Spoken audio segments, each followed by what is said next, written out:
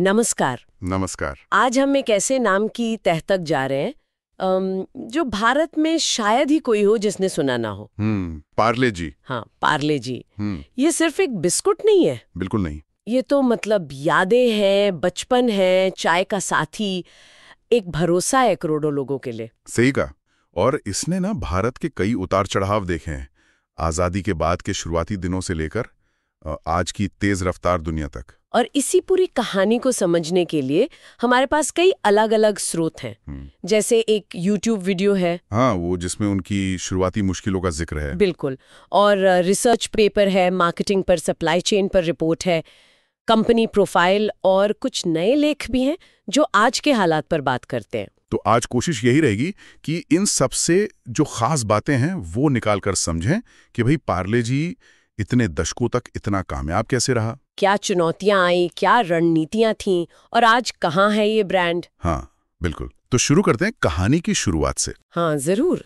तो पार्ले कंपनी ये 1929 में चौहान परिवार ने शुरू की थी, मुंबई के विले पार्ले में। पहले तो वो टॉफी और मिठाई बनाते थे। अच्छा। बिस्किट बाद में आए। हाँ, करीब 10 साल बाद 1939 में तब आया पार्ले ग्लूको, जो बाद में बना पार्ले जी, और साथ में पार्ले मोनाको भी। और द्वितीय विश्व युद्ध का भी इस पर असर पड़ा था, है ना? हाँ, गहरा असर। दिलचस्प बात यह है कि शुरू में उन्हें सिर्फ ब्रिटिश सेना को बिस्कुट सप्लाई करने का लाइसेंस था। यानी आम जनता के लिए नहीं था शुरू में। नहीं, और युद्ध के टाइम जब अनाज की कमी थी तब भी उन्होंने जैसे तैसे प्रोडक्शन चालू रखा। कमाल है। फिर जब 1947 में देश आजाद हुआ तो पार्ले ग्लूको को एक तरह से स्वदेशी विकल्प के तौर पर पेश किया गया ब्रिटिश बिस्कुट के सामने। हाँ, ये तो आत्मनिर्भरता वाली बात हो गई उस वक्त। बिल्कुल। और फिर वो नाम बदलने का किस्सा भी है। हाँ, क्योंकि बाजार में नकल होने लगी थी पार्ले ग्लूको की। एग्जैक्टली। तो 80 के दशक में नाम बदला और पार्ले जी हो गया। जी का मतलब पहले कहते थे ग्लूकोज, लेकिन बाद में तो जी माने जीनियस हो गया। वो मार्केटिंग ने कमाल किया। जी माने जीनियस, ये टैगलाइन तो मतलब हर किसी को याद हो गई। और यहीं से वो बाजार पर पकड़ बनाने वाली कहानी शुरू हुई। और पकड़ भी क्या जबरदस्त, दुनिया का सबसे ज्यादा बिकने वाला बिस्कुट बन गया। नीलसन की रिपोर्ट्स हैं 2011-2013 की। हाँ, 2013 में 5,000 करोड़ की बिक्री। ये तो बहुत बड़ा आंकड़ा है। बहुत बड़ा।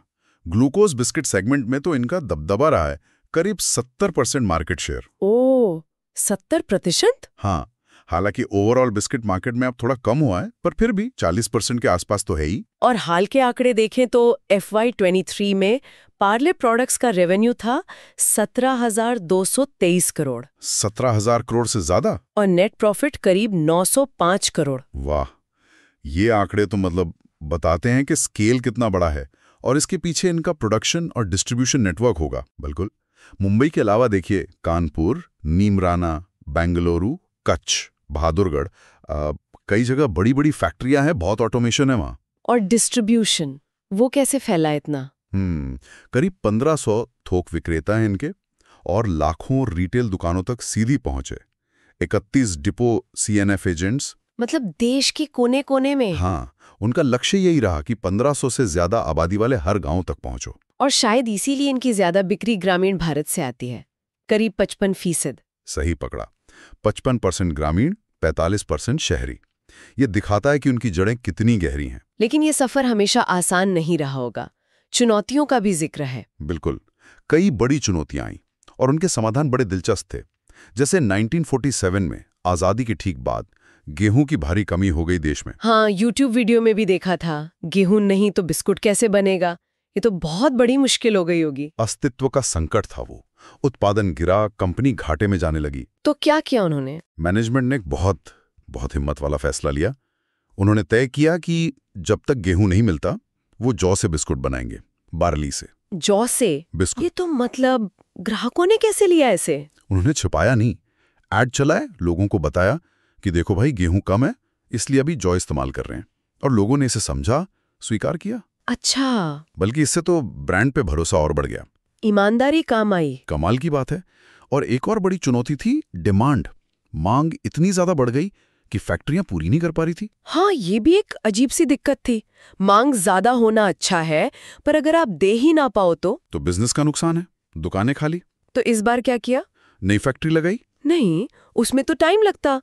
उन्होंने एक और क्या कहते हैं क्रांतिकारी कदम उठाया। उन्होंने अपना प्रोडक्शन ही आउटसोर्स कर दिया। आउटसोर्स मतलब छोटी छोटी लोकल बेकरियों को अपनी रेसिपी दे दी और कहा कि तुम हमारे लिए पार्ले जी बनाओ। अपनी सीक्रेट रेसिपी दूसरों को दे दी? हाँ। इसमें तो रिस्क था, क्वालिटी का, रेसिपी चोरी होने का। रिस्क तो था, लेकिन उस वक्त ग्राहकों तक बिस्किट पहुंचाना ज्यादा जरूरी समझा गया। ये एक तरह से डिसेंट्रलाइज्ड प्रोडक्शन था। हाँ, एक बड़ी फैक्ट्री की जगह कई छोटी जगहों से प्रोडक्शन। बिल्कुल। इससे सप्लाई तेजी से बढ़ी। ये दिखाता है कि वो ग्राहक को कितना ऊपर रखते थे। और एक और किस्सा है जो उनकी कीमत वाली रणनीति समझाता है, वो 50 पैसे वाला। हाँ, वो तो क्लासिक है। एक बार उन्होंने कीमत बढ़ाई। हाँ। सिर्फ 50 पैसे, और बिक्री धड़ाम से नीचे गिरी।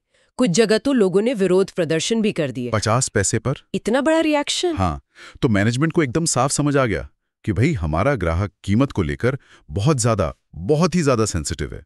तो फिर क्या सबक सीखा? यही कि छोटे पैकेट की कीमत जहां तक हो सके नहीं छेड़नी है, भले ही लागत कम करने के लिए कुछ और करना पड़े। और यहीं से वो 5 रुपए वाला पैकेट इतना आइकॉनिक बन गया है ना। बिल्कुल। और जब लागत बढ़ती है, महंगाई बढ़ती है, तो वो क्या करते हैं? श्रिंकफ्लेशन मतलब कीमत वही 5 रुपए रखेंगे, लेकिन पैकेट में माल कम कर देंगे, वजन घटा देंगे। जो पैकेट पहले 100 ग्राम का था वो धीरे धीरे 90 हुआ, 80 हुआ, 70, 60, शायद अब 55 ग्राम का आता है। अच्छा, तो दाम नहीं बढ़ाया, माल कम कर दिया। ये तो बिजनेस की दुनिया में जैसे कॉस्ट लीडरशिप कहते हैं, वो वाली बात हुई। एकदम सही। माइकल पॉटर की कॉस्ट लीडरशिप स्ट्रैटेजी, यानी इंडस्ट्री में सबसे कम लागत पर चीज बनाना। वो कैसे करते हैं? बड़े पैमाने पर उत्पादन, जिसे इकोनॉमीज ऑफ स्केल कहते हैं। अपनी प्रोसेस को लगातार बेहतर बनाना, लोकल लेवल पर कच्चा माल खरीदना, इन सब से लागत काबू में रहती है। और ग्राहकों का भरोसा भी तो काम आता होगा इसमें। बिल्कुल। सालों का भरोसा है तो लोग ये छोटे मोटे बदलाव स्वीकार कर लेते हैं। तो कीमत कम रखना ये तो हुई एक बात, लेकिन सिर्फ इससे तो काम नहीं चलता। कंपनी को बढ़ना भी था, तो उन्होंने मार्केटिंग, नए प्रोडक्ट्स, इस पर भी काम किया होगा। हाँ, जरूर। एक रिसर्च पेपर में एंसॉफ्स मैट्रिक्स का जिक्र है। उन्होंने उसके 4 हिस्से इस्तेमाल किए। अच्छा, कैसे? पहला तो मार्केट पेनिट्रेशन, यानी जो ग्राहक है उन्हीं को और ज्यादा पार्ले जी बेचना। ठीक है। दूसरा मार्केट डेवलपमेंट, नए बाजारों में जाना।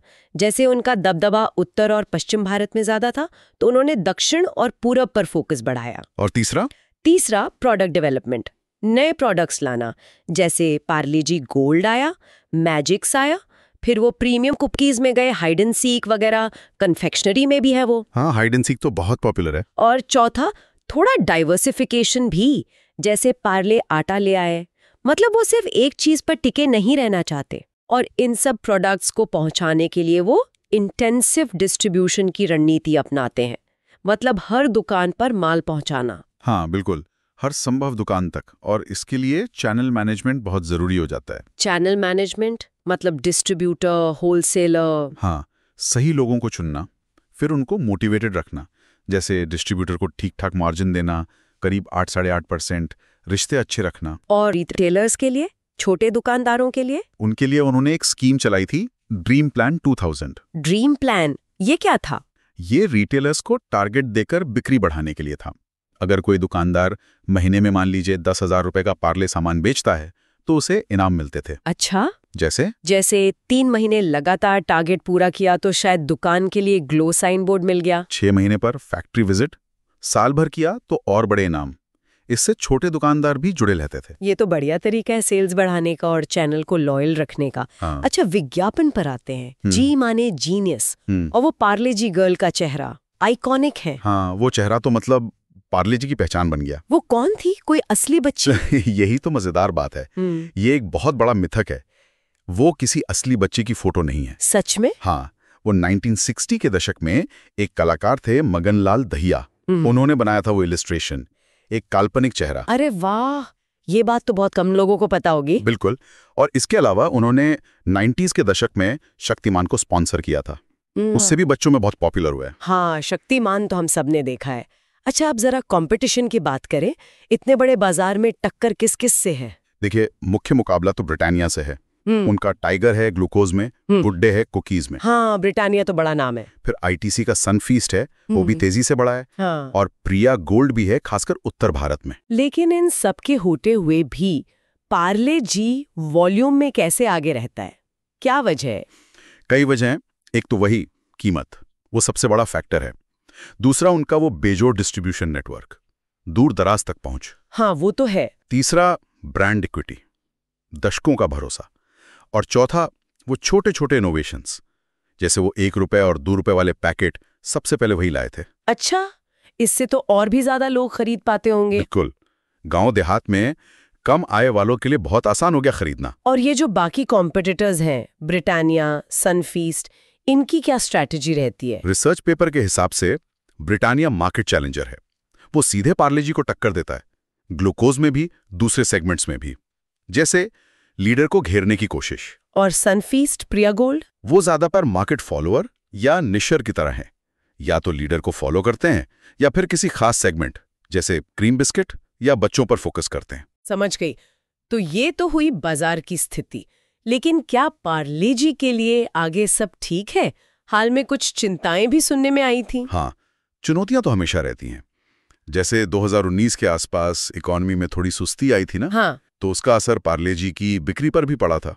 खासकर ग्रामीण इलाकों में सस्ते प्रोडक्ट्स की मांग कम हो गई थी। और उस वक्त नौकरियों में कटौती की भी खबरें थीं और जीएसटी का भी कुछ मसला था। हाँ, बिक्री गिरी तो ये बात उठी थी कि शायद 8-10 हजार नौकरियां कम करनी पड़ सकती हैं। और जीएसटी जब आया तो 100 रुपए किलो से कम वाले बिस्कुट पर भी 18% टैक्स लग गया। ओह, इससे तो लागत बढ़ गई होगी। बहुत ज्यादा। तो कीमत स्थिर रखने के लिए उन्हें पैकेट का साइज और छोटा करना पड़ा।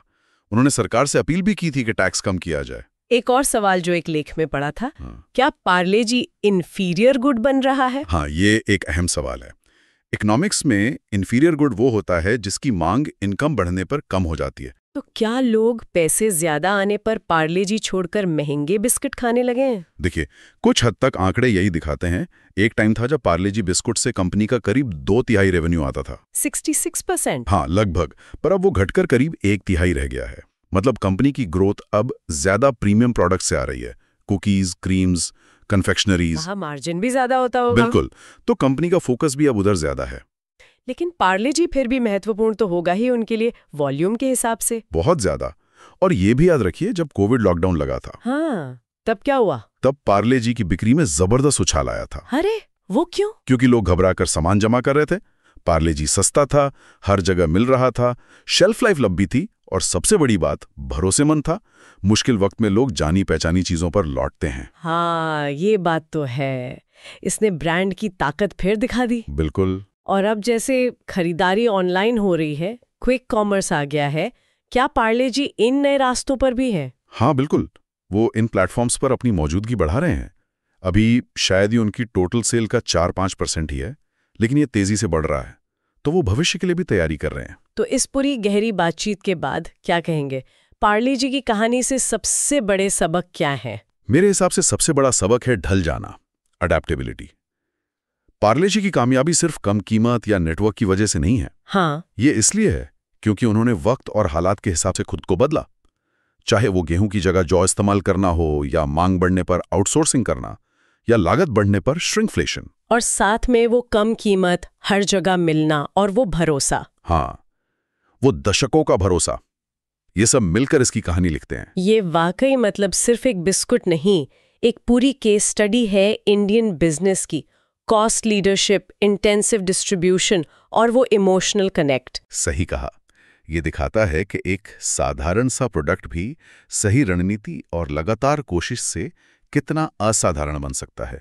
ठीक है, तो अब अंत में एक सवाल छोड़ जाते हैं सोचने के लिए।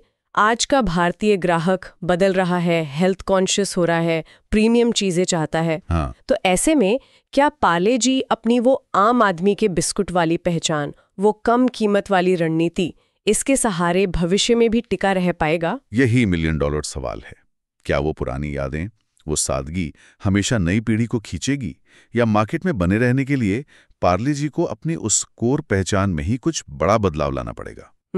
ये देखना वाकई दिलचस्प होगा कि ये आइकॉनिक ब्रांड आगे क्या करता है। बिल्कुल। और इसी सवाल के साथ आज की ये चर्चा यहीं रोकते हैं।